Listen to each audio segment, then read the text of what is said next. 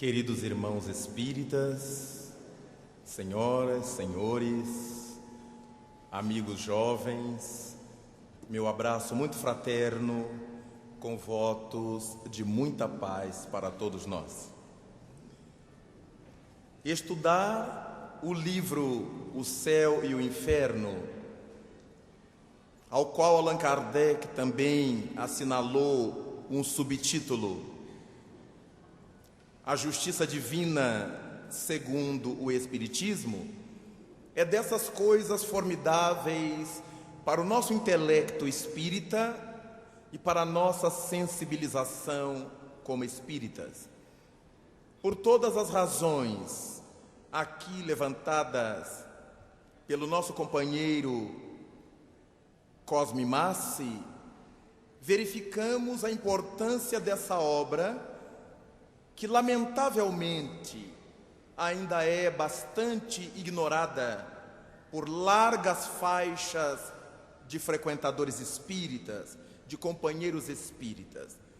No entanto, este é um ano em que, sabedores desse aniversário tão importante, dessa data tão importante para nós, fazemos a proposta para que aqueles que ainda não leram possam fazê-lo em homenagem ao codificador Allan Kardec e aos espíritos do bem que nos permitiram essa obra literária.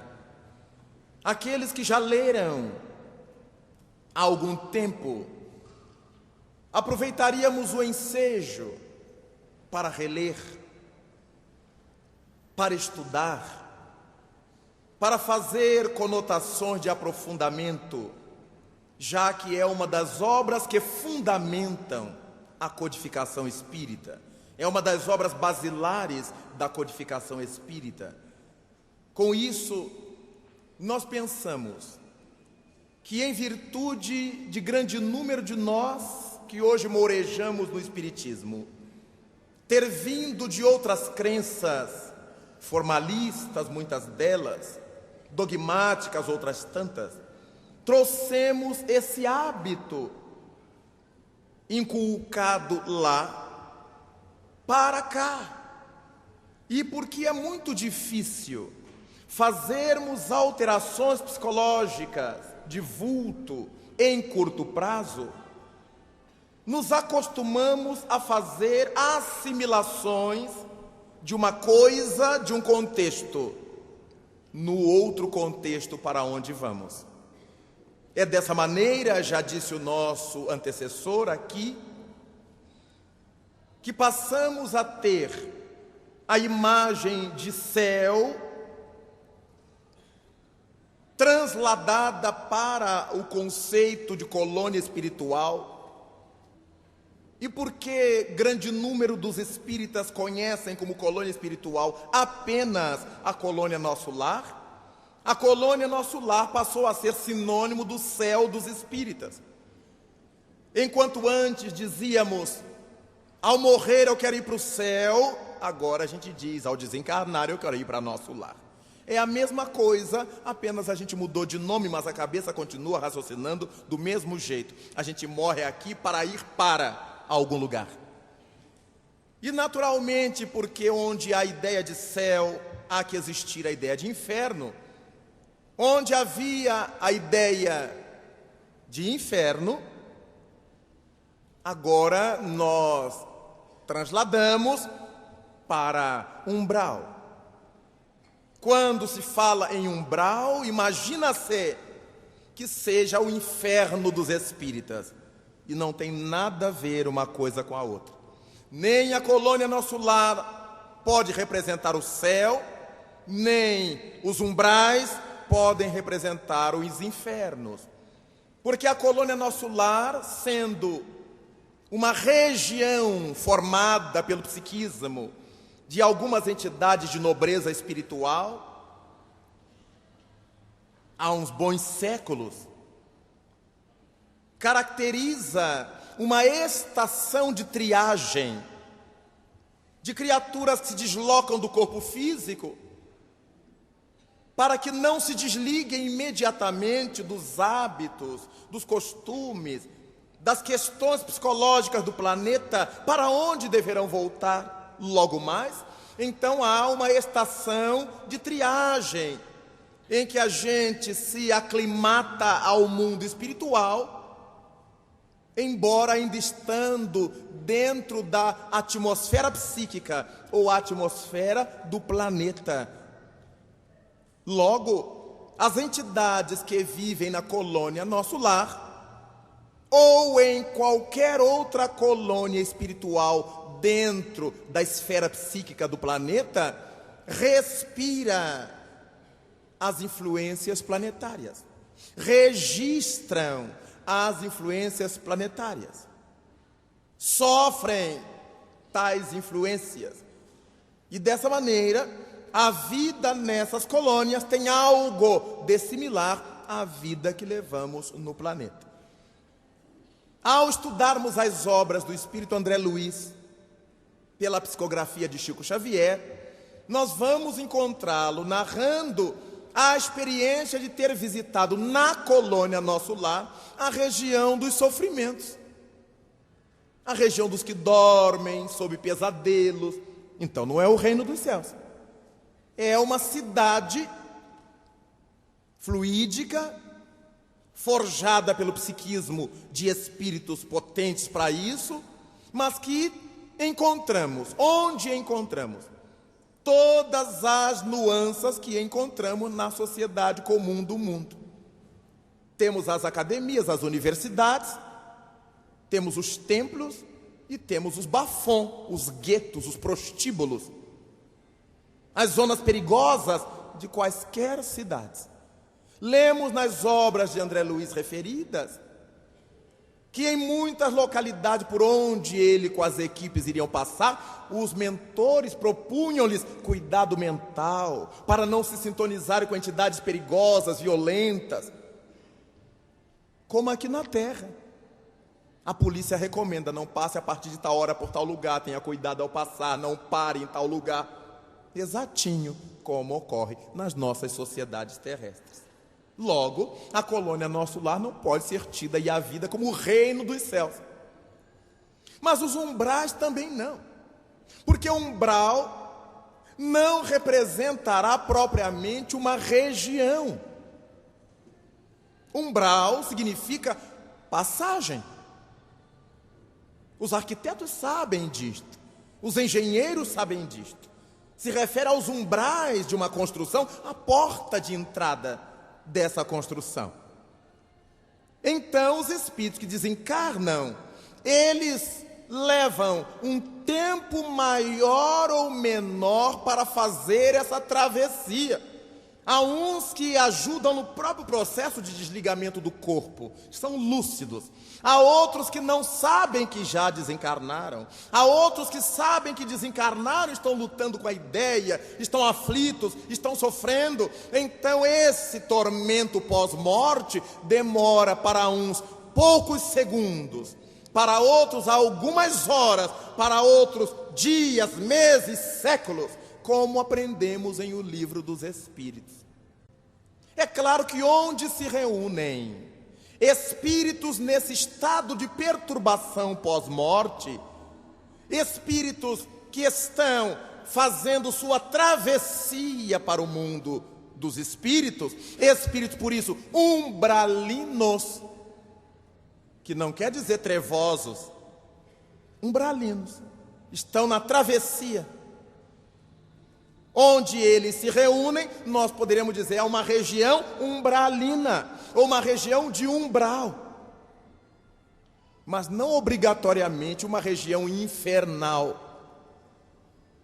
Pode ser de perturbação se esses umbralinos, se esses que atravessam, estão perturbados. Pode ser uma região feia, formada por esses psiquismos que carregam remorsos e aturdimentos, mas por que umbrais deverá ter passado o Dr. Bezerra de Menezes? Por que umbrais deverão ter passado as grandes almas que atravessaram o mundo. Francisco de Assis, como era o umbral dele? Mas ele teve que passar por essa porta de acesso ao mundo espiritual. Então, para nós espíritas é importantíssima a lucidez de entender o que a gente está falando, para que a gente não fale o que não está entendendo. E aí, como dirá a moçada, a gente paga o maior mico. Obviamente, temos os guias espirituais, os espíritos nobres, na condição de nossos anjos guardiães. Embora saibamos que cada qual tem o seu anjo guardião particular. Mas quem é que não apela nas suas preces para Bezerra de Menezes, para Lins de Vasconcelos, para Eurípides Barçanufo, para Emanuel, para a irmã Sheila? Os espíritos que a gente confia por terem sido benfeitores de tal modo da humanidade, ou de certa ala da humanidade, certos grupos da humanidade que ganharam a nossa confiança. São nossos anjos. Corresponde aos nossos santos, nas devidas proporções. Ainda que não lhes prestemos culto, mas tem essa correspondência. Do mesmo modo que os irmãos romanos apelam para Santa Teresinha, para São Jorge Guerreiro, para Santo Antônio ou Santa Edviges, os espíritas apelam para esses espíritos. A gente deixa Jesus meio de lado, quando o grande patrão é Ele. Esses espíritos todos, sejam chamados de guias, mentores ou santos, são os assessores de Cristo. Os ministros, se quisermos, os embaixadores, se quisermos, ou os prepostos, se assim o desejarmos. Mas quando nós falamos em obsessores, esses obsessores têm a conotação dos demônios. Da mesma maneira que em outros contextos de crença, tudo quanto nos acontecia, nós dizíamos, obra do demônio. Foi o demônio que me apoquentou, o demônio que me atentou. Eu não queria fazer quando vi o demônio. Hoje a gente fala a mesmíssima coisa relativamente aos obsessores. Caiu uma xícara e se quebrou. Isso é obsessão. A gente levou uma topada porque não olhou por onde caminhava. O obsessor lhe empurrou, meu filho. Se alguém está doente em casa, isso é influência espiritual. Passamos a generalizar, porque não entendemos bem como é que isso se processa. E eu tive a curiosidade, quando me tornei espírita, lá se vão os bons anos, eu li as obras espíritas e me encantava com o discernimento de Delane, de Flammarion, de Denis, de outros, fundamentadas em Allan Kardec. E quando eu comecei a ler as obras de Gabriel Delane, ele costuma em alguma delas chamar os mortos de almas defuntas. Eu achei lindo. Alma defunta. E eu chegava em casa, numa família meio católico, meio umbandista, e eu falava em alma defunta com a boca cheia, e o povo batia na boca. Pelo amor de Deus, menino, falar uma coisa dessa. Isso não é coisa que se fale dentro de casa. E eu achava a coisa mais linda, a alma defunta. E aí passei a entender o que era o demônio, e por qualquer coisa em casa, porque o demônio, e o povo cruz, batia na madeira, quase arrebentava os dedos, tanto bater na madeira, e eu fiquei preocupado em saber o que vinha a ser aquele demônio, do qual minha família tinha tanto pavor. E meus vizinhos e meus amigos. Esse menino se meteu com esse negócio de espiritismo, acho que não está bem da cabeça, que ele só fala naquelas coisas. Não se dizia nenhum nome. Só fala no maligno. E então, fui verificar o que significava isto. Vamos ver o primeiro texto que nós temos aí selecionado. A ideia de anjo, que corresponde ao céu, é um termo genérico que a gente pode usar com adjetivação. De acordo com a entonação que a gente usa, as pessoas sabem a que a gente está se referindo. Fulano é um anjo, só pode ser coisa boa. Mas anjo em si mesmo é espírito. É um ser espiritual. Então a gente fala em anjo bom e anjo mau. Que anjo é anjo. É um ser espiritual. O uso é que foi dando à palavra anjo a força semântica que tem hoje, o significado que tem hoje. Mas quando eu quero dizer o contrário da semântica adotada, eu digo assim, ele é um anjinho. E todo mundo já entendeu o sentido que eu quis dar com a minha entonação.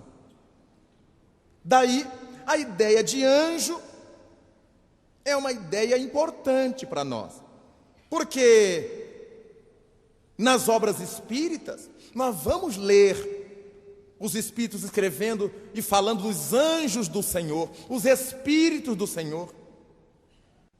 Aprendemos na codificação sobre os anjos de guarda. Então o termo é pertinente à doutrina espírita, que é um termo genérico. Os anjos de guarda são os espíritos guardiães das nossas vidas. Quando se fala em anjo de guarda, não há necessidade de se adjetivar. Anjo bom de guarda. Porque se o sujeito tiver um anjo mau de guarda, como diz a propaganda do Banco do Brasil, está mal de anjo. É importantíssimo então que a gente entre nessa contextualização, para que ao usar o termo a gente saiba o que é que está usando e como está usando. A seguir, nós encontraremos a ideia relativamente a inferno, que nos traz nomes daqueles que meu povo batia na madeira, batia na boca, batia em tudo, só faltava me bater. E eu selecionei alguns que fui pesquisar, fui buscar, para que eu entendesse a razão do pavor. E a minha frustração foi enorme. Porque quando eu fui buscar o termo demônio, que na minha casa não se podia falar, demônio do grego daimon, que foi para o latim demônios, era espírito. Nada mais. Tinha conotação de anjo. E aí eu entendi ao ler os textos de Sócrates, ou sobre Sócrates, escritos, quando ele dizia que ouvia as vozes do seu daimon. E um homem de bem como era Sócrates, e que atendia as orientações do seu daimon, era do seu anjo, do seu guia espiritual, diríamos nós hoje. Porque na Grécia, ao tempo de Aristóteles, ao tempo de Sócrates, não havia essa conotação negativa para daimon. Também os gregos poderiam dar ao termo daimon a adjetivação. Um daimon bom, um daimon mau. Como anjo bom, como anjo mau, já que daimon era espírito. Quando o povo diz para nós, espiritismo é quanto demônio, não está totalmente equivocado. Se for do demônio teológico, não é verdade. Mas se for dos demônios espíritos, é verdade, é a doutrina dos espíritos. Eu tenho só que saber em que situação nos está sendo dito isso, em que situação a gente está respondendo aquilo. Depois do demônio, tem um outro, que era o diabo. Ai, diabo era uma palavra horrorosa. E quando o povo diz assim, vai para o diabo que o carregue, a gente acha, e hoje tem essa conotação de uma ofensa, de uma agressão sem limites. Mas a palavra diabo vem de dois verbos gregos, o verbo dia e o verbo balos. A ideia do verbo dia é de atirar-se alguma coisa longe, lançar alguma coisa longe. E a ideia de balos é que essa coisa tirada longe se espalhe. Então toda pessoa que separa as pessoas umas das outras, distanciando-as, é uma pessoa diabólica. Lembremos Jesus quando ele disse assim: quem comigo não ajunta, espalha. A ideia de diabo está íncita nessa expressão. Uma pessoa que gosta da intriga, da fofoca, da maledicência, que joga um contra o outro, aí esse outro mal informado, mas de temperamento ruim, se afasta, vai embora. Ah, ele falou isso de mim? Então agora ele que se dane, que eu não quero saber mais dele. Mas não foi saber do outro se falou de fato. Há aqueles que fazem a fofoca, mas tem aqueles que adoram se alimentar da futrica. São tão diabólicos quanto os que fizeram a intriga. Mas quem faz esse tipo de ação, de lançar fora as pessoas e afastá-las umas das outras, age de forma diabólica, do grego, dia mais balos. Era o diabo. Então, quando a gente ouvir essa palavra, entendendo o significado que ela tomou nos tempos modernos e contemporâneos, mas vamos entender onde ela nasceu, para que a gente não dê nenhum valor a ela dentro de nosso juízo. Porque muitas vezes nós funcionaremos como verdadeiros diabos. Nossas ações serão eminentemente diabólicas, se eu tenho o caráter de fazer a futrica para afastar as pessoas por ciúme, por raiva, seja lá por que for. Então, fui para um outro diabo. E dessa vez, fui encontrar o termo Satanás, que tem a mesma correspondência de Satã. Satã e Satanás são a mesma coisa. E o que quer dizer isto? Parece uma coisa feíssima. Mas nos lembramos que no Evangelho, quando Jesus Cristo foi dizer aos discípulos que ele deveria partir, deveria voltar, Simão Pedro começou a tucanar Jesus: não, mas tu não vais, Senhor, mas tu não podes ir. Mas eu preciso ir, Simão, mas tu não vais. E surge a frase famosa do mestre dirigida a Simão: vade retrum, Satanás. Vai para trás, afasta-te de mim, dizemos hoje, Satanás. Ninguém vai imaginar que Jesus Cristo tivesse dito um palavrão para Pedro, um impropério para Simão Pedro, mas era o opositor, era o adversário. Jesus dizia uma coisa, ele contraditava. Jesus dizia outra, ele contraditava. Era o opositor. Para com isso, rapaz. Para de se opor ao que eu estou dizendo. Vá de retrum, Satanás. Afasta-te, opositor. Era essa a ideia. Porque Satã ou Satanás é o opositor.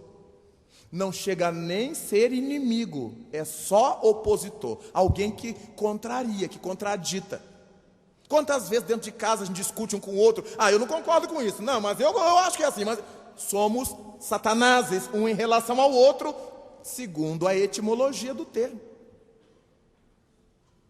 Sem nenhuma conotação teológica de entidade votada ao mal. Mas aí, fui eu conhecer outro diabo, que eu queria tirar a teima definitivamente do que significavam esses termos que o povo tinha tanto medo. Vamos à frente. Aí eu encontrei Lúcifer. Dizem que esse Lúcifer era terrível. Era um anjo bom, que andava ao lado de Deus. Conheceu por isso todos os segredos de Deus. E um dia, depois de saber todo o segredo de Deus, ele resolveu dar o golpe. Bem humana a imagem, né? E quando ele resolveu dar o golpe, Deus, que não sabia quem ele era propriamente, por isso que levou até a condição de anjo, Deus que era tão ingênuo, ao ver que Lúcifer provocou aquele caos no céu, aplicou-lhe um ato institucional e mandou-o para as profundezas do inferno. E onde era esse inferno? Exatamente no nosso planeta. E o que temos nós a ver com a briga de Lúcifer com Deus? Nós estamos no meio das duas forças. E dirá um amigo: Raul, entre o mar e o rochedo, quem paga o pato são os mexilhões. Nós somos os verdadeiros mexilhõezinhos aqui. E vem o diabo e briga com Deus, e Deus vai e castiga o diabo, e a gente que não tem nada a ver, e o diabo nos leva com ele, e Deus não nos salva. Já que você foi com ele, fique lá. Mas o problema é de Deus com o diabo, não é com a gente. Porque Lúcifer tem por etimologia algo tão interessante. Lucis do latim, lucis, luci, lucus, luz, em tese. E o sufixo fer significa aquele que leva, aquele que carrega, o carregador, o condutor. Na velha França, aqueles que conduziam os carros com água fervente, logo muito quentes, eram chamados de chauffeur. Chau de quente, fer de quem leva o quente. Quando nós lemos o nome Christopher, Cristóvão, Cristo de Christos, fer de condutor, São Cristóvão levando o Cristo Jesus nos seus ombros, o protetor dos motoristas, Christopher. Então, fer quer dizer aquele que leva. Mas o paradoxo é que aquele que leva a luz é o príncipe das trevas. Eu digo até a alguns amigos, é um nome bonito para botar nos filhos. Lúcifer. O nome original. E bonito. É o condutor da luz. Aí uma amiga me disse, Cruzes, Raul, você não tem um nome melhor para nos indicar? Eu digo, esse é bonito. Ah, eu botei no meu filho Bruno. Eu digo, é pior do que Lúcifer. Porque Bruno é escuro, é o brumoso, é o sombrio. Mas quando ele fala Bruno é tão bonito, né? Bruno, Bruna, sombrio, sombria. Quando a gente não sabe, a ignorância nos atenua a pena. Pelo menos Lúcifer é bonitinho. Tem um significado bonito. Mas naturalmente que o sentido que o termo tomou ao longo do tempo tira-lhe a beleza. Porque quando se fala em Lúcifer, imaginamos a figura demoníaca, a figura do mal. Mas o nome propriamente não significa isto. Mas aí, por fim, para não ficar fazendo uma demonologia aqui, eu conhecia um nome de um demônio que, na minha imaginação, devia ser um demonião. Eu imaginava esse demônio assim de 3 metros de largura, por 5 de altura, porque o nome impressiona, Beuzebu. Eu digo, é esse? Eu lembrava do Zebu. Meu Deus, um Beuzebu deve ser um zebu belo, não é uma coisa assim, um zebuzão. E não era. Quando eu fui encontrar esta palavra ingênua, Beuzebu, que advém de Baal, Zabub, sendo Baal o Senhor e Zabub moscas. Olha que pobre diabo que é esse. Com tanta coisa para ele ser Senhor, ele era das moscas. Quando nós lemos o Velho Testamento, encontramos lá o desafio que Elias fez ao príncipe Acabe, que era um dos sacerdotes principais do culto ao Deus Baal. Deus Baal era o Senhor Deus daqueles que à época não compartilham as ideias do Deus único judaica. Então, Baal-Zabub era o senhor das moscas, e disso saiu Beuzebu. Como a nossa mente elabora as imagens de tudo quanto a gente sente, ouve ou fala, como diria a psicologia Gestalt, damos formas a tudo quanto sentimos, ao que pensamos. Nós é que damos formas a esses demônios, a esses satanases, a esses luciferes, a esses Beuzebus. Quando a gente sabe o que significa, nós desmitificamos isto e verificamos que na faixa da realização do mal, qualquer de nós pode assumir posturas diabólicas, luciferinas, satânicas, na acepção teológica. Eu costumo lembrar, cada vez que falo sobre isto, de que nos campos de concentração de Adolf Hitler, havia uma mulher incumbida num deles de tratar das mulheres que chegavam ao campo de concentração grávidas.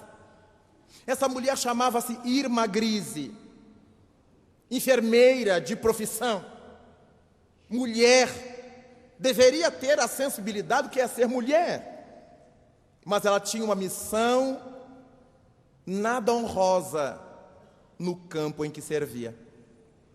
Ela esperava a hora em que as mulheres estavam para dar à luz ao filho, a hora da delivrance, atava-lhes as pernas, para que a mulher morresse na ânsia de dar à luz, e seu filho também. Que nome a gente daria a essa mulher? Satanás? Demônio? Qualquer nome que a gente der será muito pouca coisa para dizer da maldade, da ignorância, do espírito maligno que uma mulher possuía no tratamento com outras mulheres. Quando nós vemos pela terra, pelo nosso Brasil, para não irmos muito longe, homens e mulheres que assumem posturas públicas, cargos públicos, na política, na administração, ficam podres de ricos, às custas da saúde pública que não existe, da escola pública que inexiste, da moradia que as pessoas não têm, enquanto eles se refastelam nababescamente com o dinheiro que não lhes pertence, com todo o discurso de que trabalham pelo povo, para o povo. Que Satanás pior a gente está esperando? Que Lúcifer pior a gente está esperando? E esses demônios, Satanás, o que quisermos, estão convivendo entre nós. Quando não, estão diante de nós, no espelho da nossa casa. Daí, para que ter medo de demônios, de obsessores, se nós sabemos que nenhum deles tem acesso a nós, se não lhes abrimos tal acesso? Senão Jesus teria se equivocado ao nos dizer: a cada um será dado conforme suas obras. Quando alguém vem reclamar: eu estou muito obsidiado. Então vai ver onde é que está errando. Porque se eu estou muito obsidiado, eu abri alguma porta para que esses obsessores pudessem entrar. Eu vou para o centro pedir que me tire o obsessor. Não, o obsessor que está pedindo que tire a gente dele.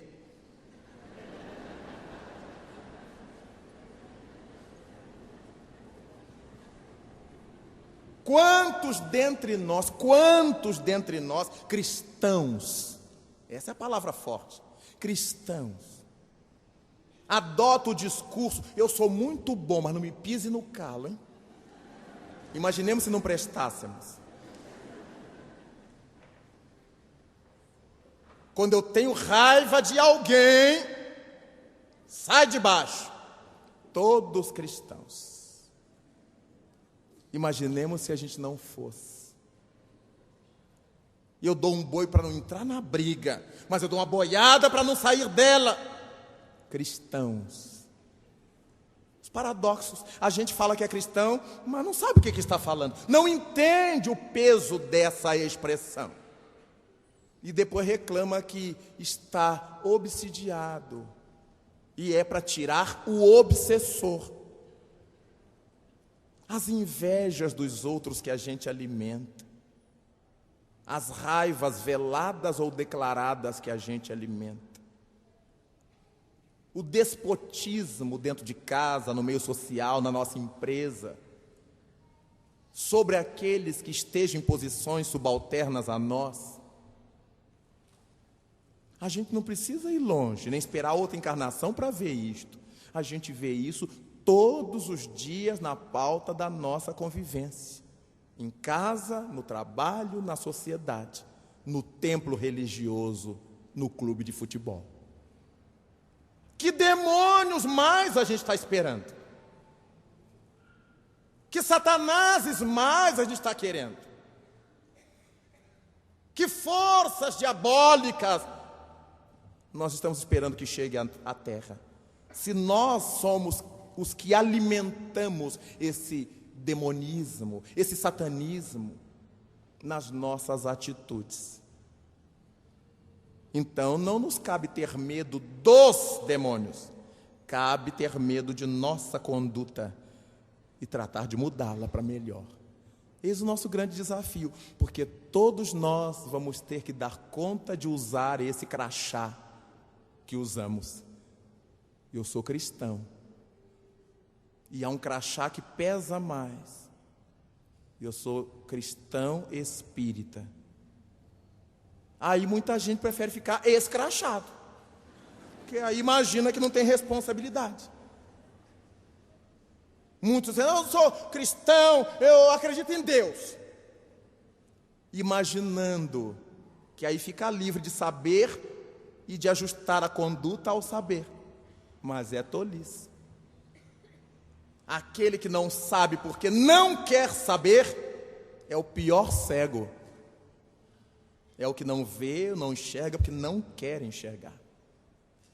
O destino de todos nós é o progresso. Se eu estou diante de uma proposta que me pode libertar, socorrer, ajudar e não quero, não é um problema mais de Deus, é meu. Não, eu não sou ligado a nada, não. Eu acredito em Deus, porque acreditar em Deus é uma coisa tão diáfana, é tão subjetiva que as pessoas imaginam que aquilo não repercute em nada. Salvam sua posição social, que numa sociedade hipócrita como a nossa, quem afirma não acreditar em Deus é mal olhado. Meu Deus, como que não acredito em Deus? Mas a gente que diz acreditar está julgando-a. Olha o paradoxo. Como é que uma pessoa não acredita em Deus? E o que eu tenho com a vida dela? Eu que estou condenando-a porque ela não acredita em Deus, estou mostrando que eu também não acredito em Deus. E nem nos ensinos de Jesus que nos propuseram, não julgueis. Então eu preciso prestar atenção na minha conduta, que a cada momento eu estou pagando o mico, a cada momento eu estou dando mau exemplo daquilo que eu prego para os outros, que eu faço. É preciso parar para conscientizar-nos de todas essas coisas. Avancemos. Quando nós verificamos que é preciso nos conscientizar, fomos buscar na psicologia o sentido que a psicologia dá para consciência. E vimos um dos conceitos de consciência Que consciência é um reconhecimento pessoal da própria condição nossa e de nossos próprios atos. Quando nós temos um conhecimento ou reconhecimento, eu me dou conta de que eu sou, da minha própria condição. Quando eu me dou conta do que é que eu estou fazendo, para cima ou para baixo, de bem ou de ruim, eu estou no exercício da minha consciência. Daí, nosso Descartes, no século XVII, nos haver deixado uma expressão que se tornou muito conhecida, que é a expressão do cogito. Cogito, para alguns cogito, ergo sum. Penso, logo existo. Esse cogito cartesiano não é o mero pensar, como eu penso em flor. O cogito, para que eu me dê conta de que existo, é uma cogitação no sentido da língua portuguesa. É pensar em alguma coisa, verificando o entorno dessa coisa. Quando eu digo as flores são bonitas, eu já não estou pensando meramente em flor. Eu estou cogitando da condição de beleza da flor. Essa flor é perfumada. Eu estou cogitando a respeito da condição da flor. Pensar meramente é eu colocar meu pensamento em alguma coisa sem mobilidade, sem que eu possa fletir para uma ou para outra posição. Pense no homem. E eu penso no homem, parado na porta. Está pensando no homem? Estou. Mas eu digo, estou pensando no homem na sua atividade social. Estou pensando na responsabilidade do homem. Estou pensando na argucidade do homem. Estou cogitando sobre as potencialidades do homem. Eu só me dou conta de mim quando eu cogito a meu respeito. E o ser humano começou a cogitar e a ter consciência da sua existência com aquelas célebres questões que nós dizemos que o Espiritismo veio responder. Quem sou eu? Veja, eu estou questionando sobre a minha realidade. De onde vim? Estou cogitando sobre minha origem. Para onde irei? Estou cogitando sobre meu destino. Daí então, a consciência nos leva a esse reconhecimento da nossa condição pessoal e dos nossos atos. Aí eu sou consciente. Eu tenho um conhecimento a respeito dessas coisas sobre mim, ou sobre o que me cerca. Avancemos. Depois disso, nós encontramos os processos conscientes. Nós temos as imagens, as ideias. Temos todas essas estruturas, os sentimentos, que indicam que estamos conscientes. Então nós vamos encontrar essas lembranças, esses sentimentos, só nós temos noção do que é que a gente está lembrando.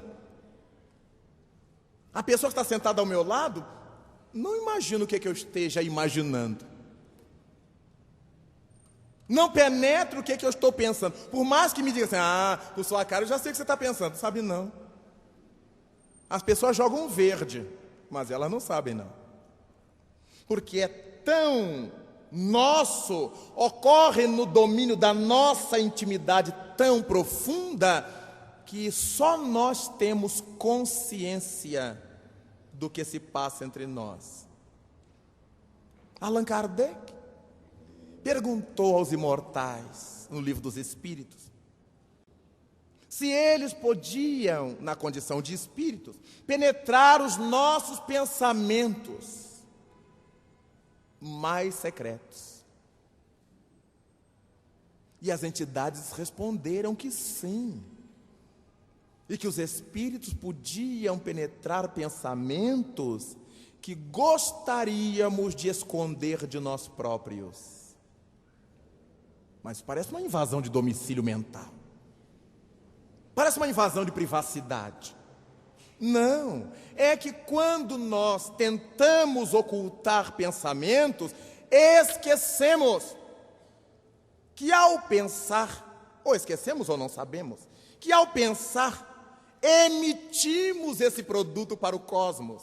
Todas as entidades do nosso nível para cima estão aptas a captar o que eu estou pensando.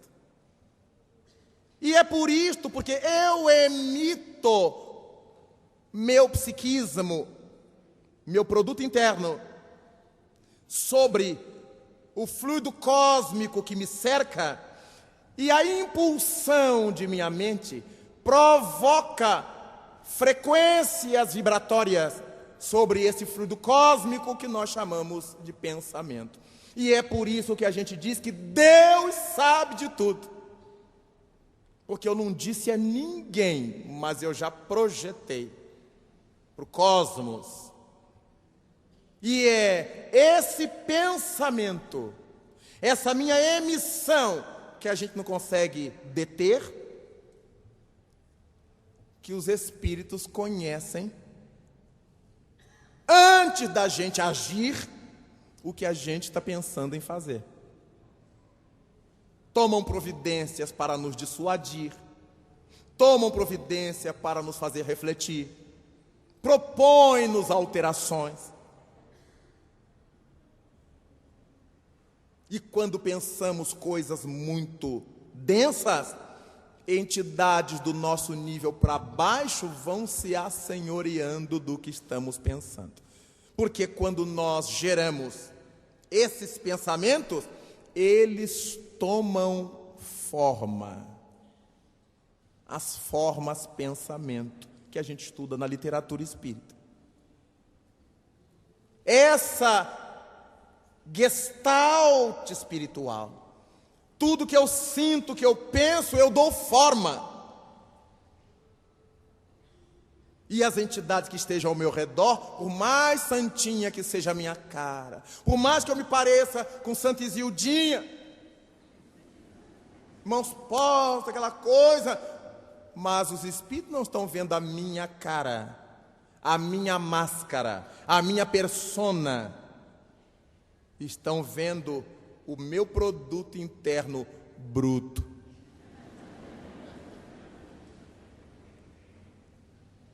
E aí eu entendo porque é que a gente chega junto de certos médiuns com essa habilidade, com esse desenvolvimento moral, e eles começam a nos falar de nós, e a gente diz assim: meu Deus, será que ele está lendo meu pensamento? Pode estar captando as minhas imagens, se ele tem essa vidência para isso. Como é muito raro encontrarmos médiuns com essa vidência para esse nível, eles estão ouvindo dos espíritos que os orientam a respeito dos conselhos que deverão nos dar diante dos problemas que eu carrego. E os médiuns já começam a falar: evite fazer aquele negócio que você ia fazer, evite se envolver com aquela situação que você ia se envolver. E a pessoa, o consulente: mas como é que ele sabe? Eu não falei isso para ninguém. Mas os espíritos penetraram esse produto da nossa consciência, captaram isto e nos prestam esse tipo de socorro,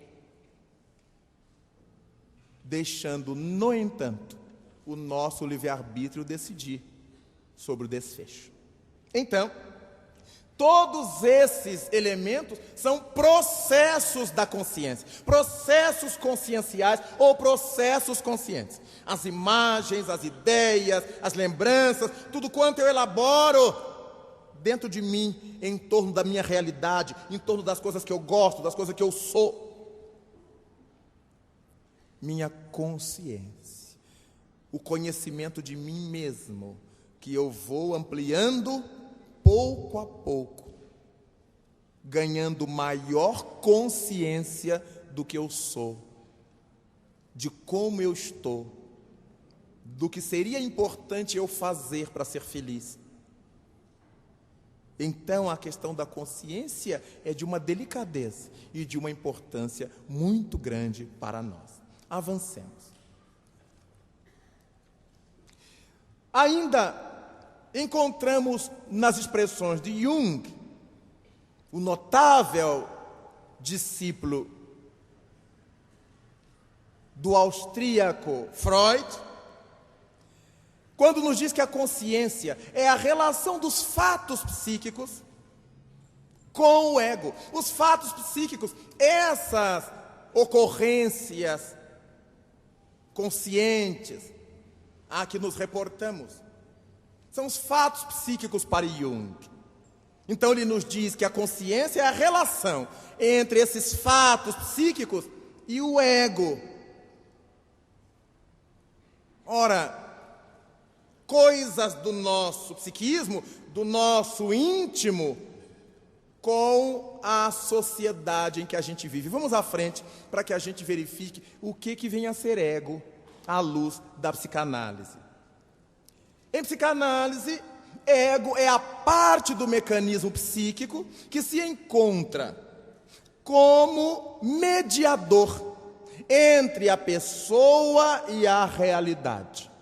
Então, o ego é uma ponte, é um mediador dentro desses processos psíquicos que se interpõe entre a pessoa consciente e a realidade em que ela vive.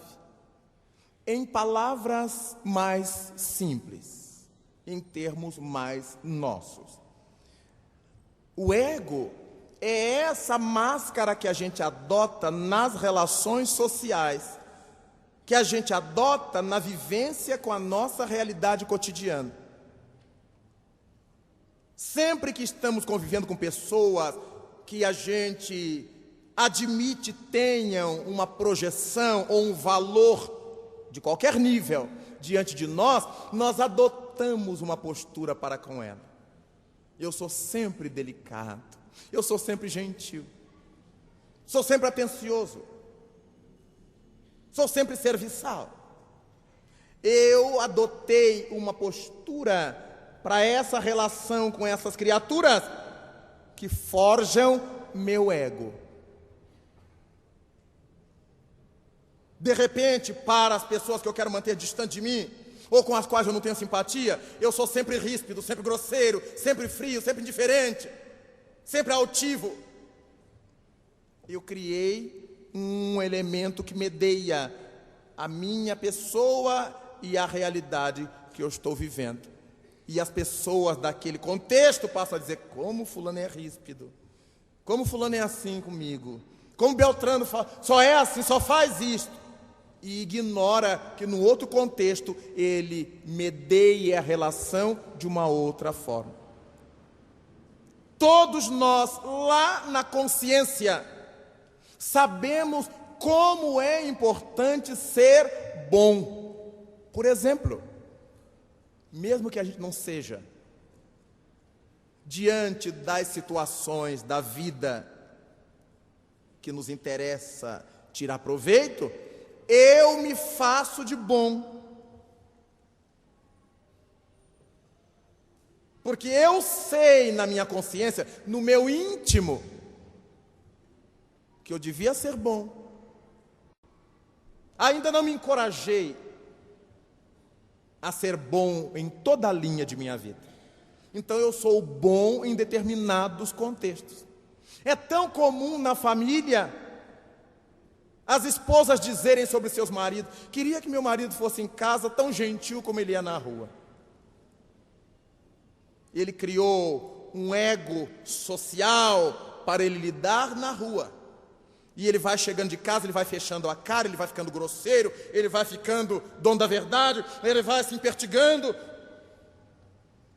Quantas esposas gostariam que seus maridos fossem, na relação do lar, tão solícitos como eles são na empresa, no time de futebol, no seu relacionamento social mais amplo? Mas quantos esposos adorariam que suas esposas fossem tão dedicadas ao lar, como são dedicadas à obra social, onde emprestam suas horas, onde são voluntárias. Na obra social ela senta junto às crianças, limpa nariz, bota a comidinha na boca. Ela está ganhando alguma coisa com aquilo, o prestígio, a observação dos outros, os elogios. E em casa ela deixa os filhos com a secretária. Ai, não chega perto de mim, eu estou pronta para sair. Mas é o filho dela. Venha cá, meu pequeno. Se ele sujar, a gente se troca. Mas não perde aquele momento. Aí na obra social, aí as crianças vêm, a gente põe no colo, a gente a carinha. Parece político em época de campanha. Beija as velhas, crianças de nariz escorrendo. Nem que depois tome banho de álcool em casa. Por que a gente é assim? Porque nós criamos uma estrutura para lidar com determinados contextos, com determinadas realidades. E essa máscara, essa persona que a gente adota para esse ou para aquele contexto, se torna o meu ego, a forma como eu me apresento socialmente. Como eu vivo em vários contextos sociais, eu tenho um ego para cada contexto social. Eu tenho um ego para cada realidade que eu defronto.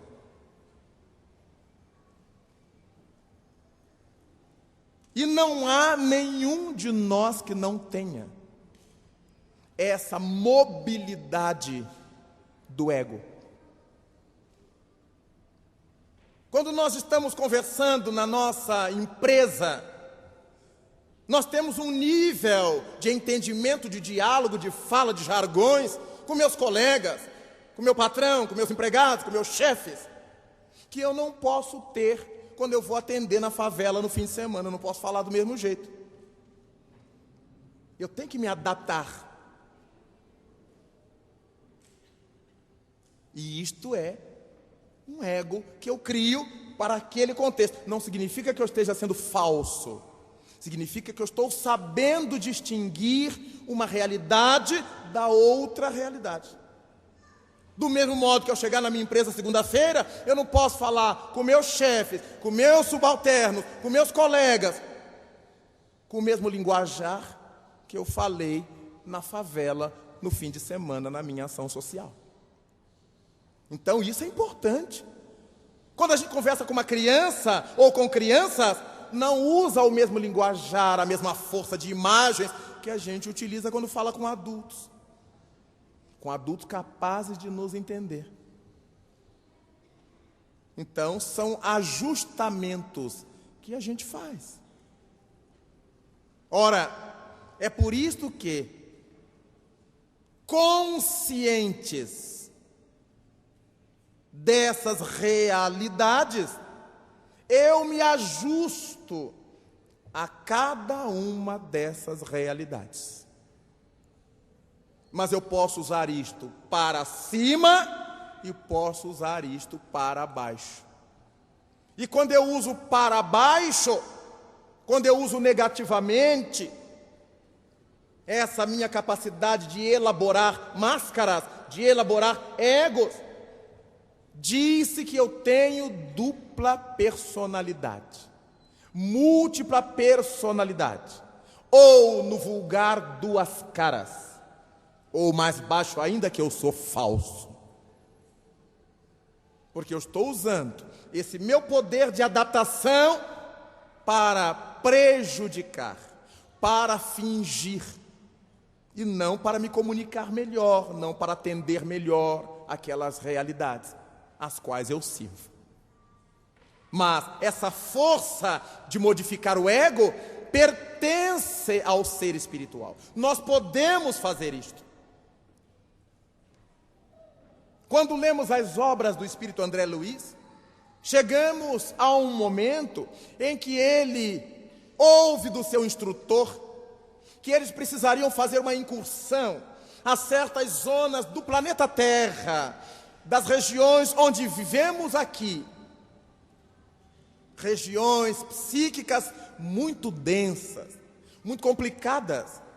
E para isso eles precisariam modificar o padrão vibratório para que fossem vistos pelos espíritos que viviam nessas regiões.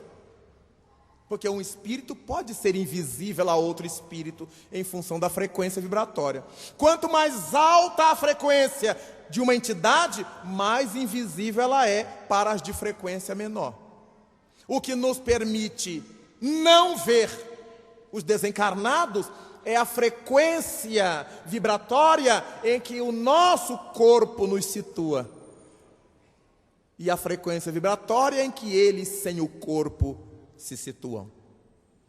O simples fato de não termos essa casca orgânica já nos dá uma invisibilidade normalíssima a quem ainda está no corpo. Porque a gente seja superior? Não. Porque eu estou vibrando numa frequência que os olhos físicos não captam.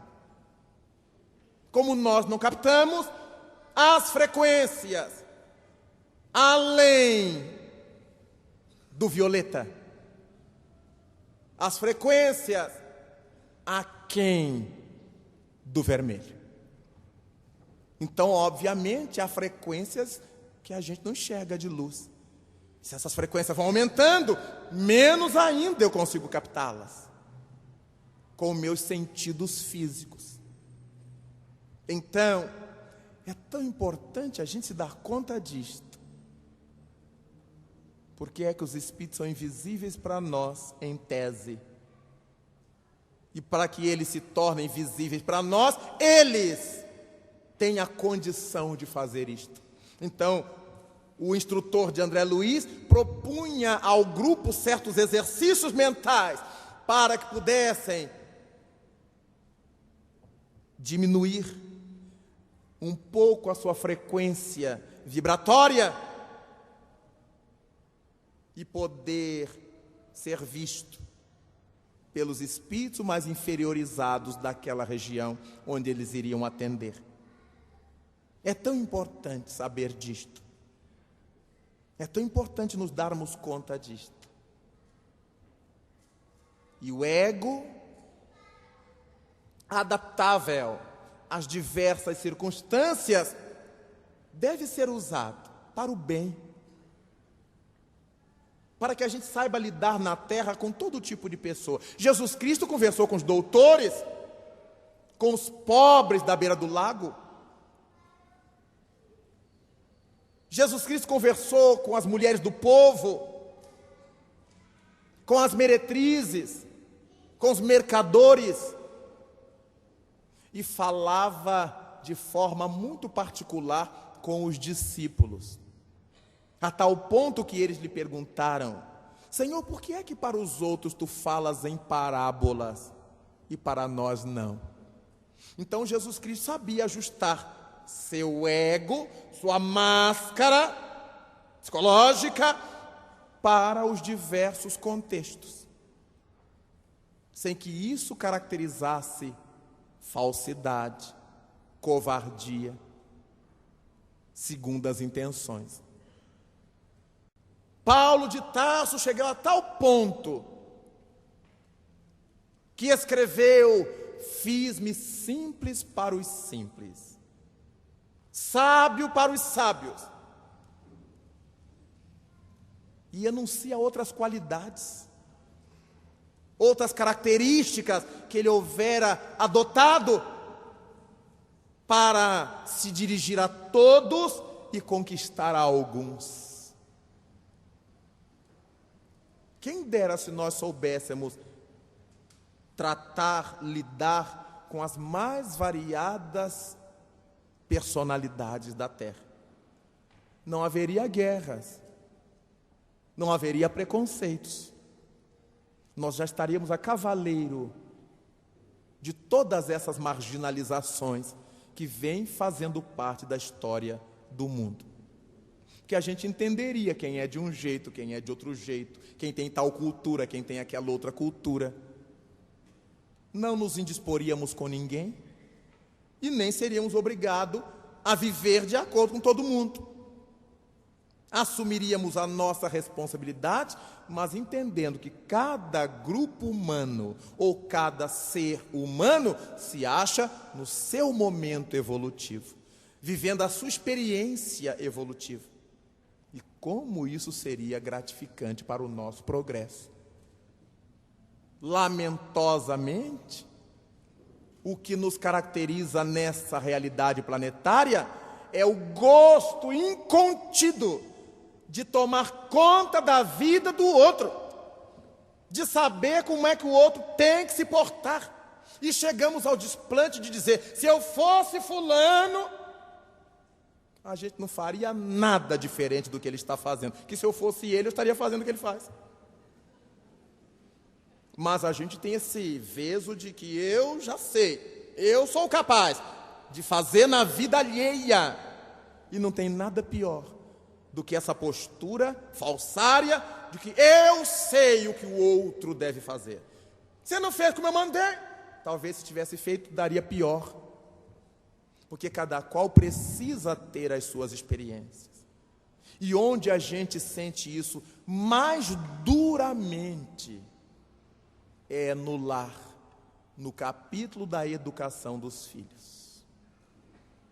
Porque chega um ponto em que eles não são mais nossos. E a gente continua acreditando que são. E aí a gente começa a sofrer, meu filho não me liga mais. Ele liga, mas não se submete. São coisas diferentes. Meu filho não me ama mais. Ele ama, mas ele tem a sua vida. Ele precisa ter a sua vida. Enquanto são crianças, enquanto estão adolescendo, nós temos o dever de estar ali cercando, cuidando, com todos os olhos abertos. Mas chega um momento que eles nos dizem por suas atitudes que já conseguem andar com os próprios pés. E nas áreas em que são inseguros, eles nos perguntam: ô pai, o que você acha? Ô mãe, o que você acha? Mas é muito comum que a gente não espere eles perguntar, a gente queira intervir. Meu filho, você não vai fazer tal coisa. E porque o adolescente está na fase da onipotência da adolescência, já que há onipotências nas diversas faixas etárias, a onipotência é essa experiência em que o adolescente precisa demonstrar a si próprio que ele é capaz. Então ele quer chegar em casa à tarde, ele quer levar a chave, ele quer dirigir o carro do pai, ele quer mostrar a ele próprio. Há coisas que a gente não pode permitir, mas há outras que são indispensáveis à experiência deles, como seres humanos. Então, a gente tem essas dificuldades de nos ajustar ou de se ajustar às diferenças individuais. Mas por que você quer que eu faça isso, pai? Porque eu quero, eu sou seu pai. Isso não é educativo, isso não leva a lugar nenhum, isso é uma tolice. Que o adolescente responde, mas eu não quero. Você tem que estudar medicina, quem é que vai ficar com o meu consultório? Deixa para a vizinha. Mas eu quero ser músico, como é que você vai ganhar a vida sendo músico? Mas quem é que diz que eu quero ganhar a vida? Quero ser músico. O sentido de ganhar a vida, muitas vezes, não tem nada a ver com ganhar a vida, às vezes até perde. O sujeito tem muito dinheiro e perde a vida. Literalmente ou simbolicamente. Daí então, como é complicado ajustar nossos egos aos nossos, porque nós nunca acreditamos que eles sejam capazes. Os filhos são sempre crianças para nós. Há pouco tempo eu vi num programa de televisão do Jô, um nordestino que tinha 105 anos. E o menino dele tinha quase 90. E o Jô, e você ainda chama a atenção dele? Chamo. E ele faz, não sei, mas eu chamo. Se a gente morresse com 300 anos e o filho com 280, a gente estaria chamando a atenção dele como criança. É da nossa estrutura evolutiva, é do nosso momento evolutivo. Nenhuma mãe faz isso porque odeie seu filho, porque ela seja má. É porque ela não consegue vê-lo de outra maneira. Poucas conseguem. O pai tem mais facilidade. E ele vai dizendo para a mãe, deixa esse menino, já está crescido. Há exceções, há pais que são piores que as mães nesse particular. Mas, em verdade, o importante disso tudo é a gente aprender a entender que as pessoas não são a gente, ainda que seja meu filho, minha filha. Chega o momento que a gente tem que fazer como Jesus fez ao referir-se a Lázaro: desatai-o e deixai-o ir.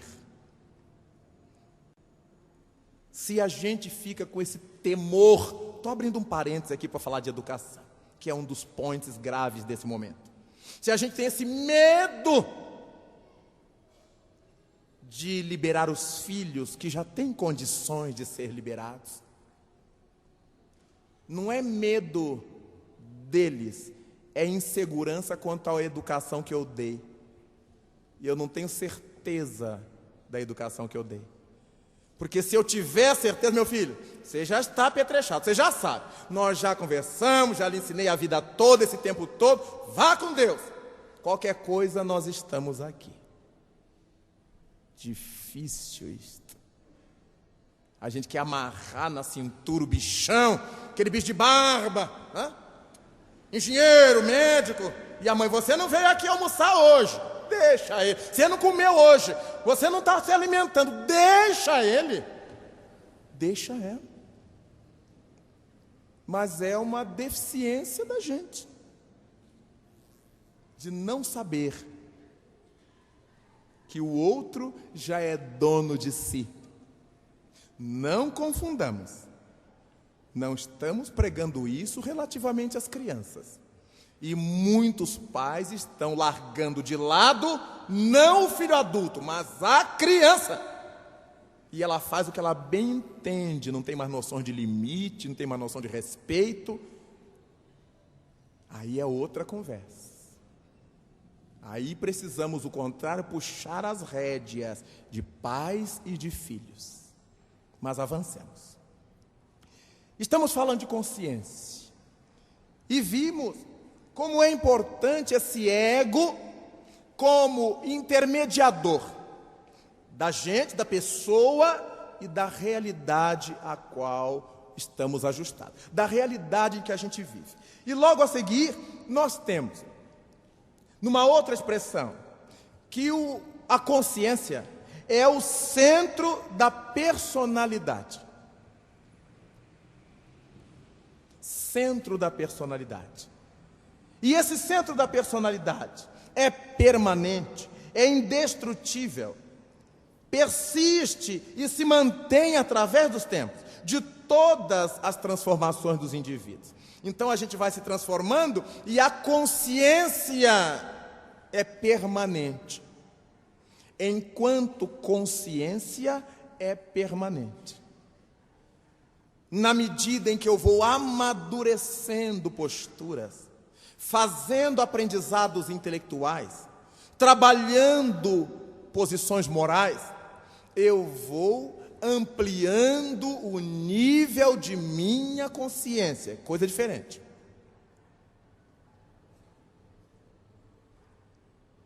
A minha consciência é indestrutível, mas ela se altera com a minha alteração. Eu vou me modificando, eu vou aprendendo, eu vou crescendo, eu vou me tornando mais consciente. Eu vou tendo maior conhecimento sobre a realidade minha e a que me cerca. Então eu sou mais consciente hoje do que eu era há 1 ano, há 10 anos, há 20 anos. A cada dia que passa, nós nos tornamos mais conscientes do que na véspera, ainda que a gente não se dê conta disso. Há períodos em que isso é notório, porque nós paramos, nos olhamos dizendo assim: meu Deus, quem me conheceu há tempos atrás? Quem me viu há tanto tempo? Quem me conheceu há 20 anos, há 5 anos, não me reconheceria hoje? A gente se dá conta de que mudou postura, mudou entendimento. Quando eu tinha sua idade, eu não levava desaforo para casa, não. E por que hoje a gente leva? Porque a nossa consciência se alterou. A gente passou a entender que alguém que nos ofende, em verdade não nos ofende, está doente consigo mesmo e joga para fora seu pus, esvurma seu pus, seu fétido, seu feio. Ela está precisando se liberar daquele entulho que lhe dá vômito. E a gente passou por perto na hora em que ela pôs para fora esse entulho. Quando a gente começa a entender, a gente não fica mais deprimido. Mas eu não fiz nada, fulano, como é que ela me tratou assim? Se eu não fiz nada, por que eu estou sofrendo? Eu tinha que socorrer o outro. Se eu não fiz nada, ele agiu assim, ele está doente, está precisando de socorro. Mas a gente aí sofre, se acaba. Mas eu não merecia isso. Mas se não merecia, por que assimilou? O outro jogou o veneno e eu assimilei. Então, quando nós vamos ampliando o nível de nossa consciência, passamos a compreender todas essas coisas de outra maneira. Desse modo, nós verificamos que a consciência não é somente a faculdade de perceber coisas, mas também é o sentimento que nós temos de viver, de agir, de pensar, de querer. Quando eu penso, lá dentro de mim eu estou. Quando eu ajo, quando eu quero, eu estou mobilizando forças internas. Eu estou mexendo em recursos internos. Eu quero coisas que eu admito sejam importantes para mim, necessárias para mim, indispensáveis para mim, positivas para mim. Ainda que à minha volta outras pessoas possam ter visões diferentes. Mesmo quando eu estou querendo uma coisa perniciosa, dentro dos códigos ético-morais de minha sociedade, naquele momento a minha consciência, o estado de minha consciência admite que aquilo vai ser bom para mim. Mas você não está vendo que você é louco. A pessoa que quer não está vendo. Basta percebermos que a gente também é assim. Quando a gente quer determinada coisa, pode o mundo nos dizer que aquilo não presta. Senão ninguém fumaria. Todo dia tem propaganda, tem dia anti-tabagismo, dia anti-tudo, e o povo fuma porque acha e justifica. Não, me tranquiliza. Não, porque eu não sei fazer nada. Não, porque me faz bem. É mentira, mas a pessoa acha. Aí, quando dá o câncer nos pulmões, vai processar a empresa que fabricou o cigarro. Os paradoxos de nossas máscaras, as contradições da nossa consciência pouco desenvolvida. Mas foi a nossa consciência. Então, dizer que nós temos consciência, que nós somos conscientes das coisas, não significa que tenhamos um alto nível de consciência. Isso fez Descartes escrever, no seu discurso do método, que o bom senso é a virtude mais bem distribuída que existe no mundo. Porque ninguém jamais disse que não tem bom senso. Todo mundo acha que tem. Mas o bom senso de cada um tem tamanhos diferentes, tem intensidades diferentes, tem níveis diferentes, porque cada pessoa trabalha seu bom senso de conformidade com o desenvolvimento da sua consciência. Quanto mais alto o nível de consciência, meu bom senso é maior. Quanto menor meu nível de desenvolvimento consciencial, meu bom senso é menor. E isso então estabelecerá, diante das leis divinas, o grau do meu erro, o nível do meu pecado, se quisermos chamar assim, a intensidade do meu gravame. As leis de Deus, que são as mesmas para todos, mas incide sobre cada indivíduo de acordo com o seu nível consciencial.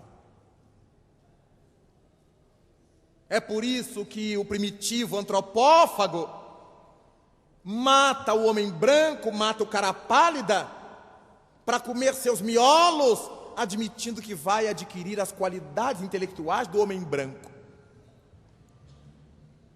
Dessa eu estou salvo. É só do homem branco. Então, na sua consciência selvática, essa é uma verdade. Ele não matou o homem branco por ter raiva dele, por achar que ele não merecia viver, para furtar-lhe ou roubar-lhe alguma coisa, mas porque ele achava que era fazer um bem a si próprio, comer o miolo daquele sujeito. Esse homicídio, em termos gerais, tem um valor diante das leis divinas muito menor do que uma mera ingratidão partida de nós, ditos civilizados, que temos uma crença religiosa, que vivemos dando conselho para os outros, dizendo o que os outros têm que fazer, como é que os outros têm que viver. Se eu tenho essa lucidez toda, como é que eu pude ser ingrato? Como é que eu pude ter um gesto de violência? Então, a mesma lei de causa e efeito vai analisar o selvagem em função do seu nível de consciência, e o civilizado também pelo seu nível de consciência. A quem mais é dado, mais é pedido. Jesus não erra nisto aí. Então nós começamos a perceber porque é que todos somos diferentes. Como é que essa lei divina atua sobre criaturas diferentes? Há pouco tempo, há 4 meses, o mundo sofreu impacto com as ondas gigantes que atingiram a Ásia e a África em diversos países. E eu fiquei muito surpreendido, porque eu visitava as cidades e alguns espíritas vinham me punhando na parede. Me explica como é que Deus permite. Eu digo, eu não sou advogado dele. Vejamos, o espírita que fala todo dia da lei de causa e efeito nunca tinha visto tanta mortandade junta. Ai, Deus está velho demais, ele já não está sabendo o que faz. E as pessoas vinham indignadas. Como é que a gente pode crer que foi Deus que permitiu? Eu digo, Vá para casa, tome um banho frio, relaxe a sua cabeça, pegue o céu e o inferno e leia lá o Código Penal da Vida Futura. Pegue o livro Obras Póstumas e leia lá uma mensagem do Espírito Clélia de Plantier sobre as provações coletivas. Leia o que ela diz, leia o que a codificação trata. O que você está me demonstrando é que você não conhece a codificação espírita, não conhece os princípios espíritas, daí essa indignação contra as leis de Deus. Porque se existem placas tectônicas que se fendem e provocam maremotos, que provocam mortes, isso pertence à lei de Deus, já que as leis de Deus se subdividem entre leis físicas e leis morais. E nós vivemos num mundo nessa condição, muitas coisas que nos sucedem, não é porque eu tenha cometido tal erro e Deus está me castigando. Não. Sendo eu um homem de bem ou um devasso, se eu estiver na Praça Zacarias e despencar uma chuva, eu vou me molhar. Mas como é que Deus me molhou, sabendo que eu me gripo? Aí é muita infantilidade. Mas não foram poucas as pessoas que me puseram na parede para que eu explicasse este tsunami. Eu digo, vai para cá. Eu respondia sempre assim. Algumas babavam pelo canto assim. Eu digo, mas que coisa. Vai para casa, relaxe. Eu não vou lhe responder nada, porque qualquer coisa que eu disser, você está nesse estado d'alma, o que eu disser não vai prestar. Leia alguma coisa, reforce seus raciocínios, reelabore suas ideias sobre Deus e as leis de causa e efeito. Depois, o ano que vem, a gente conversa. De modo que ninguém sofre na terra o que não mereça. Caso sofresse, não poderíamos mais admitir Deus como a perfeição absoluta, a justiça perfeita, o amor perfeito. Jamais. Então, quando nós pensamos na justiça que age sobre nós humanos, não podemos esquecer que pelo fato da divindade ser perfeita, absoluta, a sua ação sobre nós, sobre cada um de nós e sobre nós grupalmente, é igualmente perfeita. O Espírito Camilo estabelece sempre que Deus jamais se equivoca. O que ocorre é que com a nossa mentalidade liliputiana, pigmeia, apequenada, queremos julgar sobre os atos da inteligência suprema do universo, o que não deixa de ser uma atitude de infantilidade, e que Deus vê como um ato de infantilidade. Não fale isso que Deus vai lhe castigar. Castiga não. Como um filho pequeno que a mãe disse, você não vai comer bombom antes do almoço, vai comer a primeira comida.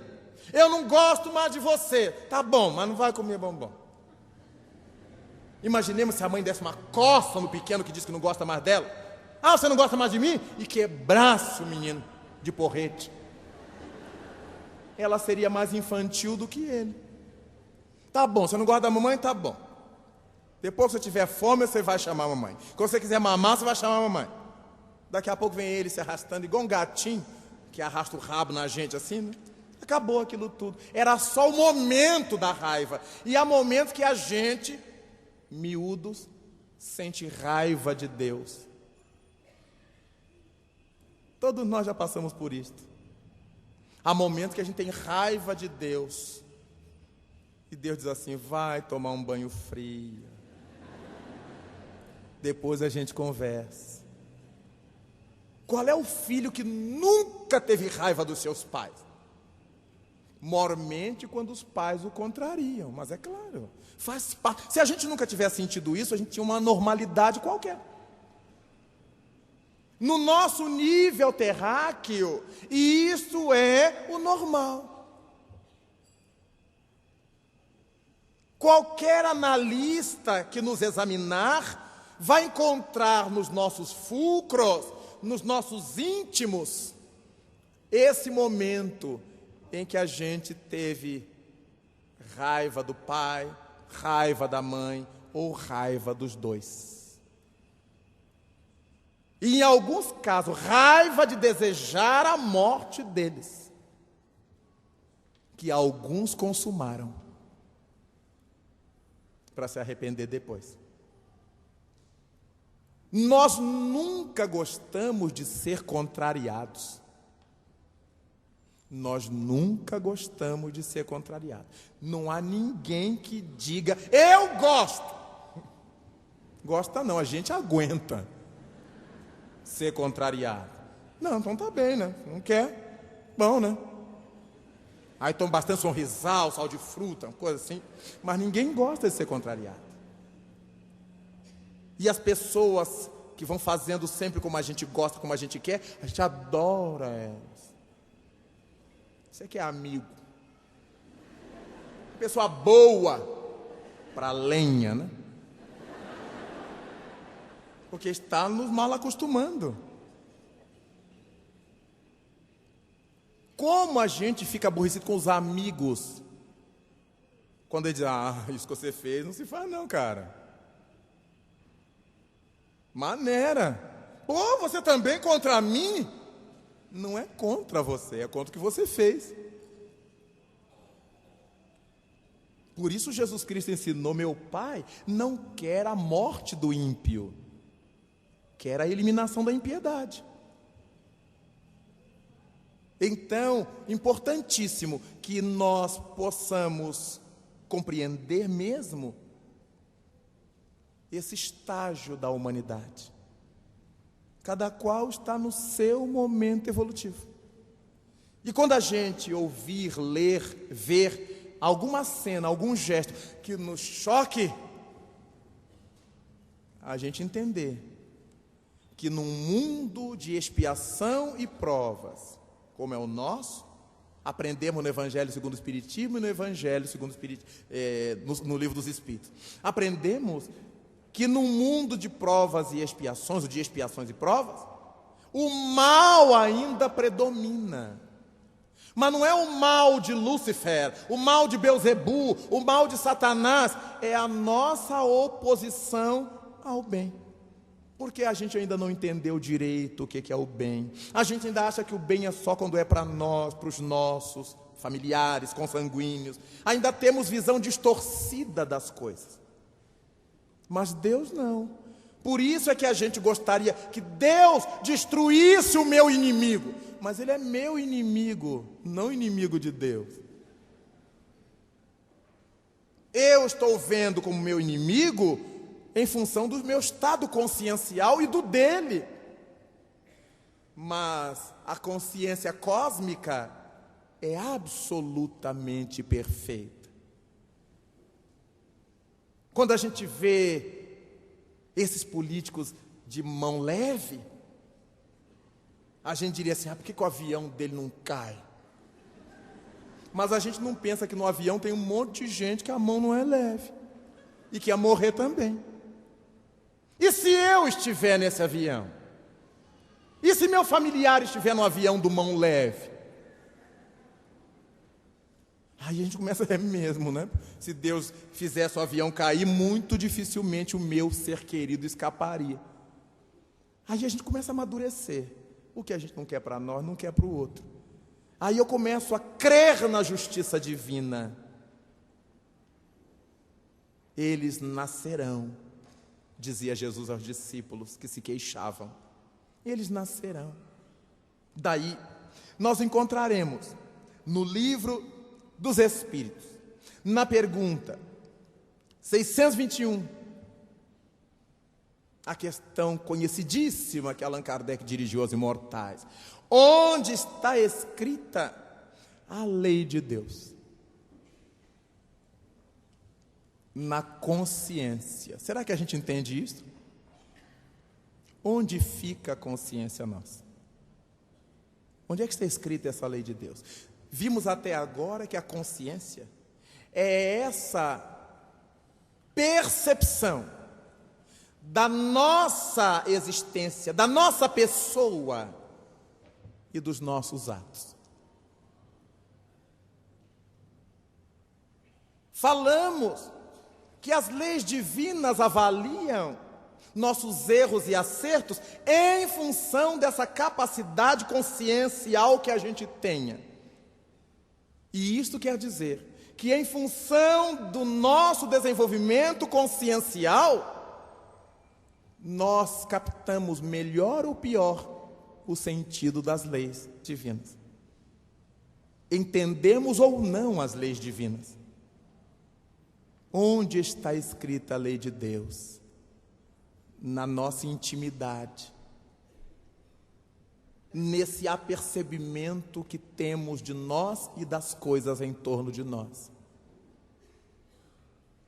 Então, toda criatura humana tem um apercebimento dessas leis, mesmo que não atribuam as leis divinas. As pessoas têm um procedimento ético, têm uma compostura moral, mesmo que não sejam religiosos. E esse comportamento mais ou menos ético corresponde a esse nível de consciência em que elas estão. E essa consciência está em nós como um todo. Está no espírito imortal. Então, ela se reflete através de tudo que somos, da nossa estrutura psíquica e orgânica, ou biopsíquica. Se eu como além do devido, a lei de Deus se manifesta, deixando-me sentir dores estomacais. É a consciência agindo. Quando eu falo além do devido, a consciência divina, as leis divinas se manifestam na minha afonia, na tormenta que eu sinto na garganta.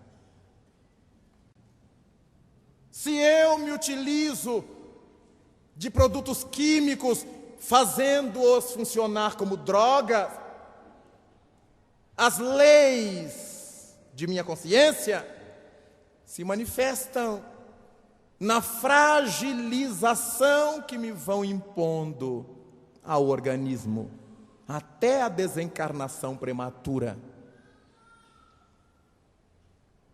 As leis de Deus que estão em minha consciência se manifestam em todo o meu ser. Se eu calunio alguém, falo mal de alguém e vou para minha casa, eu não consigo dormir depois. Eu sinto a lei da minha consciência me chamando ao remorso, ao remordimento. Aquilo me apoquenta.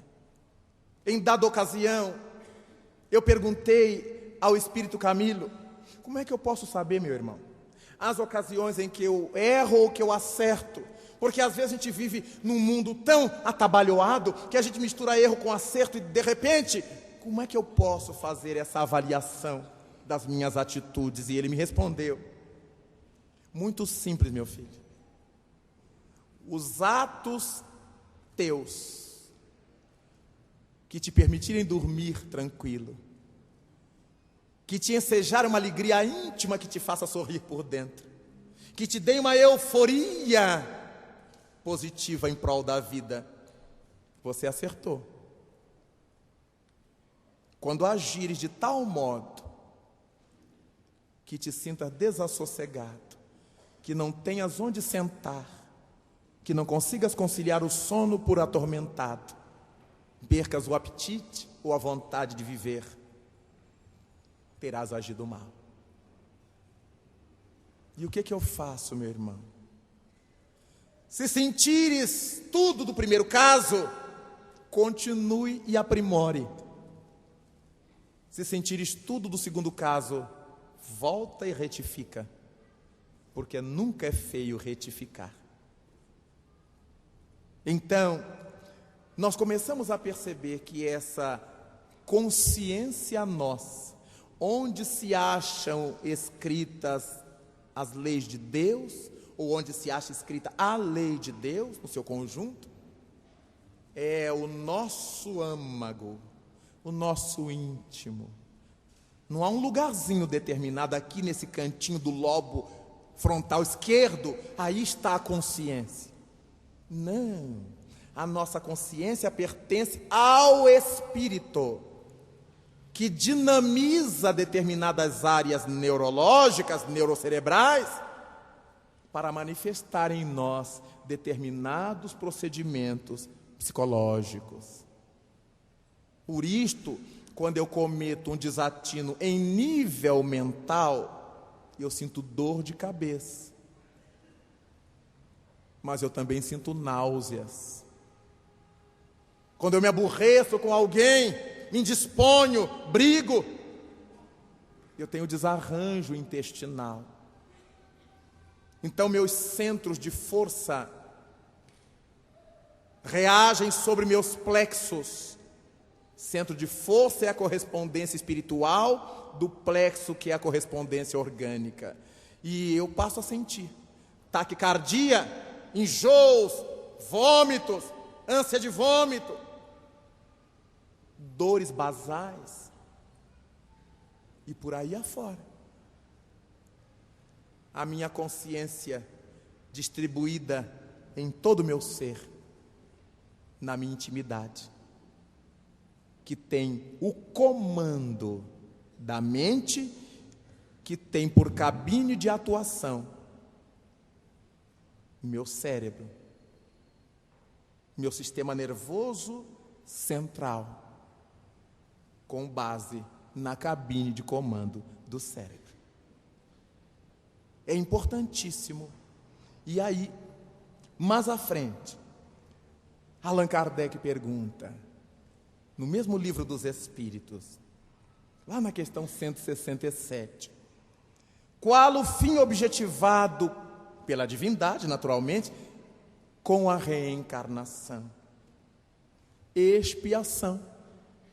Melhoramento progressivo da humanidade. Sem isto, onde a justiça?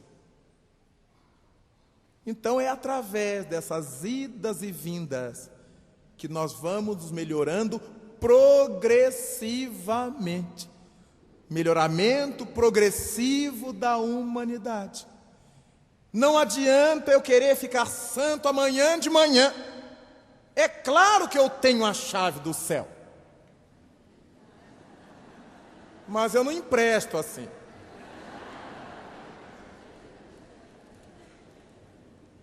E daqui para frente eu serei Raul Pedro.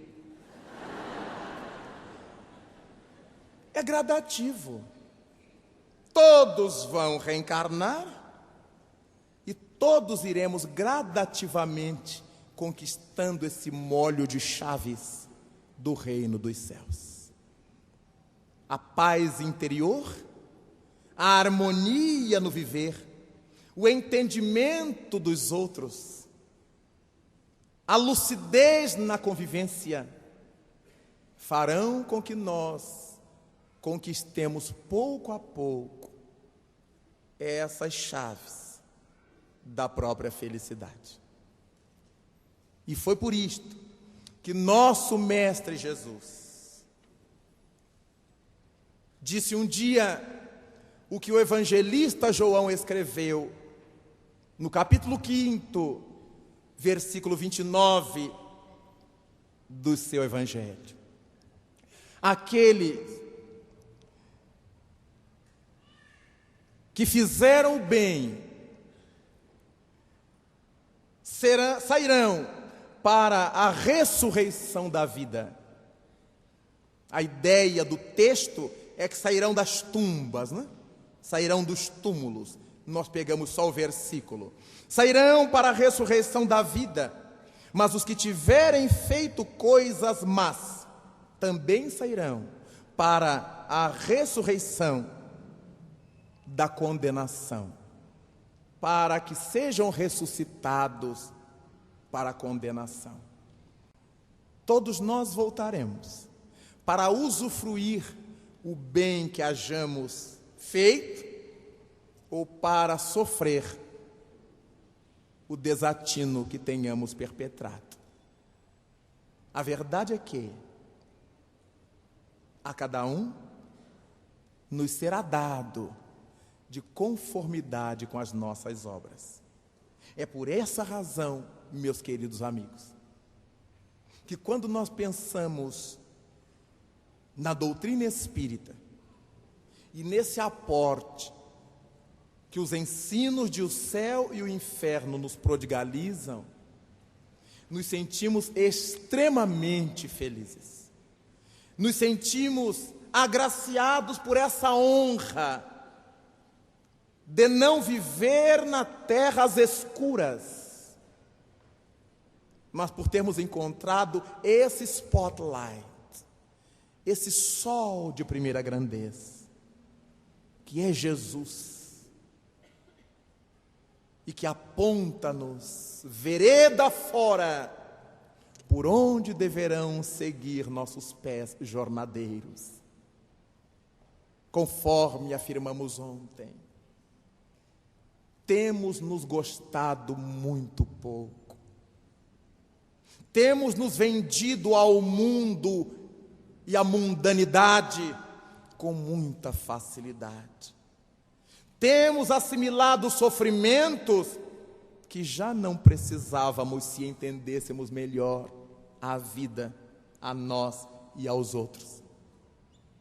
Temos mergulhado em equívocos que não tínhamos mais necessidade de mergulhar. Se nossa consciência estivesse um pouco mais desenvolvida, se tivéssemos uma noção melhor trabalhada a respeito de nós próprios, de quem somos, do que estamos fazendo aqui, de onde viemos e para onde retornaremos, dia chegará em que tudo isso será realidade. Nós estaremos ajustados a Jesus Cristo de tal modo que sentiremos a força de sua presença em cada ato, em cada gesto, em cada postura, em cada pensamento, em cada ideia, em cada lembrança. Ainda estamos longe da santidade, mas a proposta dos bons espíritos não é pela santidade, é para que sejamos homens e mulheres de bem. É nesse estágio que a gente vai desenvolvendo mais a nossa consciência, a percepção de nós próprios, de quem somos e dos nossos atos, o que fazemos aqui. E nesse tempo, oxalá esteja breve, estaremos de tal forma vinculados a Jesus, que teremos capacidade de entender que onde estiver Jesus, alma querida e boa, ilusão, erros, falhas apareçam embora, ainda mesmo que o mal em torno desarvora.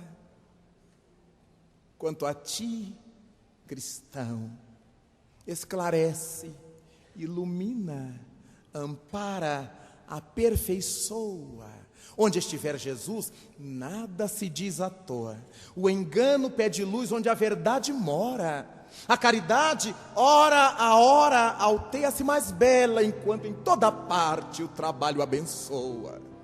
Onde estiver Jesus, conscientes, ainda que humilhados, ainda que sozinhos, nas desfigurações e nos aleives do caminho, inflama-te de amor. Ó espíritas, que em todo tempo e lugar é sol ardente, é sol fecundo, onde estiver Jesus, eis que o Mestre te espera. A bondade, a perfeição, a paz, a fé sincera, para a glória da vida e para a redenção de todo o mundo. Muito obrigado, Senhor. Muito obrigado, senhores.